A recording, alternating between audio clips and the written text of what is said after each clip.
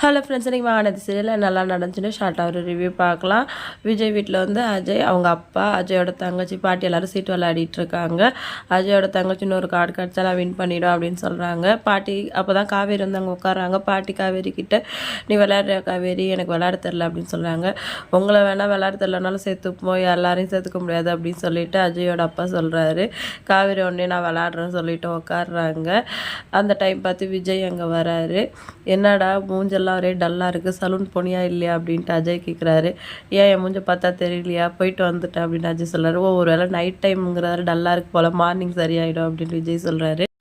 காவேரி தப்பாக ஏதோ காடு போட்டுடுறாங்க, இதுக்கு தான் விளையாட தெரியலனா வரக்கூடாது அப்படின்னு சொல்லிட்டு அஜயோட அப்பா சொல்கிறாரு. விஜய் இருந்துட்டு உடனே காவேரி ஹெல்ப் பண்ணுறாரு. காவேரி வின் பண்ணிடுறாங்க. நீயா விளையாடி ஜெயிச்ச, விஜய் தானே ஹெல்ப் பண்ணா அப்படின்னு சொல்லிட்டு அவர் கேட்குறாரு. என்ன சித்தப்பா பிரித்து பேசுகிறீங்க, நாங்கள் விளையாடி ஜெயித்தோம் அப்படின்னு சொல்லிட்டு விஜய் சொல்கிறாரு. அப்புறமா நிச்சயதார்த்தத்துக்கு எப்படி போகிறது அப்படின்னு பேசிகிட்டு இருக்காங்க. நம்ம கார்லேயே போயிடலாம் அப்படின்னு சொல்லிட்டு தாத்தா சொல்கிறாரு. சரி, அதுவும் கரெக்டு தான், நம்ம வீட்டாளுங்க தானே போகிறோம், எப்படி காவேரி வரப்போகிறதில்ல அப்படின்னு சொல்லிட்டு அஜயோட அப்பா சொல்கிறாரு. நான் கண்டிப்பாக வருவேன் அப்படின்னு காவேரி சொல்கிறாங்க. உன்னை பொண்ணு பார்க்க வரதுக்கே கஷ்டப்பட்டு கூட்டிகிட்டு போக வேண்டியது இருக்குது, பெண்ணை நீயே வரேன்னு சொல்கிற அப்படின்னு கேட்கவும், அவள் வந்தாலும் தப்பு வரலனாலும் தப்புன்னு சொல்கிறீங்க அப்படின்னு சொல்லிட்டு விஜய் எனக்கு தூக்கம் வருது வா போகலான்னு காவேரியை கூட்டிகிட்டு போயிடுறாரு.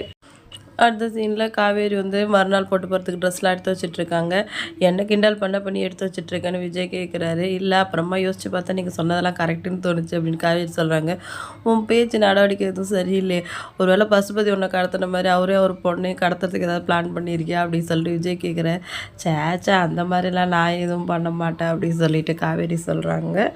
அடுத்து படுத்துக்கிட்டு எங்கள் அக்கா நிச்சயதார்த்தத்தை பற்றி நினச்சிட்டு இருந்தேன் அப்படின்னு சொல்கிறாங்க. எது குமரனுக்கும் உங்கள் அக்கா நடந்த நிச்சயதார்த்தம் கேட்குறாரு. இல்லை, அதுக்கு முன்னாடியே எங்கள் அக்காவுக்கு ஒரு நிச்சயதார்த்தம் ஏற்படாய் நின்று போச்சு அப்படின்னு சொல்லி அப்பா வந்து அக்கா நிச்சயத்துக்காக தான் வெளிநாட்டிலேருந்து வந்திருந்தார். பசுபதியை பார்க்க போகிற வரைக்கும் அவர் ஹாப்பியாக தான் இருந்தார். அவரை பார்த்துட்டு வந்ததும் தான் அவர் ஒரு மாதிரி ஆகிட்டார். என்கிட்ட தான் ரொம்ப நேரம் பேசிகிட்டு இருந்தார். நாங்கள் எல்லாம் நிச்சயதார்த்தத்துக்கு ரெடி ஆகிட்டு இருந்தோம்.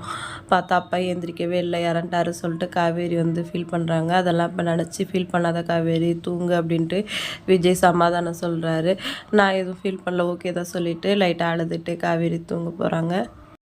அடுத்த சீனில் பசுபதி நிச்சயதார்த்தத்துக்கு வரவங்களாம் ரிசீவ் பண்ணிகிட்டு இருக்காங்க. ஃபஸ்ட்டு அஜய் ஃபேமிலி வந்து இறங்குறாங்க. தாத்தா பாட்டிலாம் வரலையா அப்படின்னு கேட்குறதுக்கு பின்னாடி வந்துட்டுருக்காங்கன்னு சொல்கிறாங்க. அடுத்த காரில் வந்து விஜய், தாத்தா பாட்டி, காவேரிலாம் வராங்க. காவேரிக்கு வந்து விஜய் டோரில் ஓப்பன் பண்ணிவிட்டு பசுபதியை தள்ளிக்கோங்க சொல்லிவிட்டு, ஆல்ரெடி வந்து இந்த வீட்டு மரும மாதிரியே இவங்க பார்த்தா இல்லையேன்னு சொன்னவங்க கிட்ட காவேரியை சுற்றி காமிச்சு இப்போ ஓகே தானே அப்படின்னு சொல்லிட்டு விஜய் வந்து நக்கல் பண்ணுறாரு. இன்றைக்கி எபிசோட் ரொம்பவே நல்லா இருந்துச்சு. வீடியோ பிடிச்சா லைக் பண்ணுங்கள். இன்னொரு வீடியோவில் மீட் பண்ணலாம். டாட்டா, பாய்.